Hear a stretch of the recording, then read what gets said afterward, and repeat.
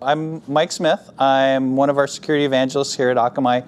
My job is to go out, talk to our customers, talk about different kind of problems that they're having, talk about different solutions that we have. One of the ways that people attack a web application is what we call an injection attack. So basically they take code that they want that web server to spit out or that they want that web server to perform, and they will put that into an HTML form and submit it to the server. Usually they have two goals. One is to get the server to spit that piece of code back out to the browser so that they can attack the browser, or to have the application forward that logic to a database where they can actually pilfer the information that's inside of that database. Injection works through a couple different methods. The biggest basic thing is that when people receive input from the web browser, they don't sanitize it. So for instance, they allow special SQL words that are inside of the post to be treated inside of that application, and they forward it through to the database. Or they allow things like JavaScript, raw JavaScript, to be put into the database someplace where it can be spit back out to the web browser. First and foremost step is to sit down and figure out how you actually want to protect your site against that particular attack. Okay? This is a piece where Akamai can come in and help, because we sit in line between the attackers and your website, and we can block that particular type of attack as it comes in.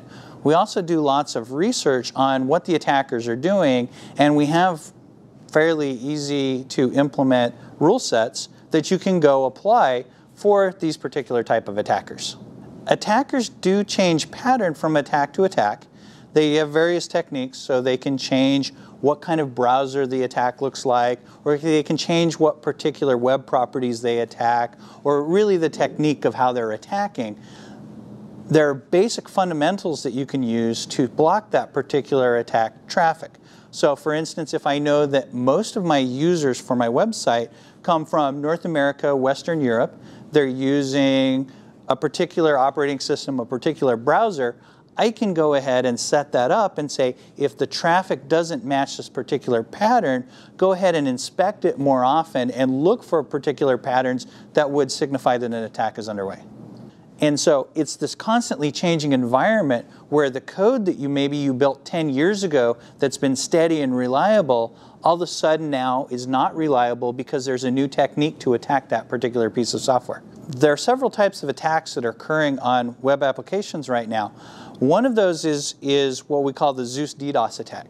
So what happens inside of the Zeus DDoS attack is that the attackers get malware on top of a desktop computer. It's somebody inside of their browser that transfers all the funds out of their online banking account. At the same time that the money is transferred, the attackers attack the wire transfer system of the bank to keep the bank from noticing the fraudulent transactions and to keep them from reversing those charges. The whole idea behind doing these two attacks at the same time is that it allows the attackers time to exfiltrate that money, actually get human beings into the bank to cash out the funds and wire them to the attackers.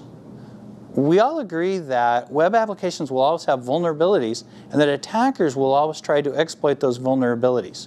We need to build robust platforms that are designed so that any subcomponent, if it fails, it doesn't take down the entire platform, and that this in itself will enable companies to drive their business faster forward.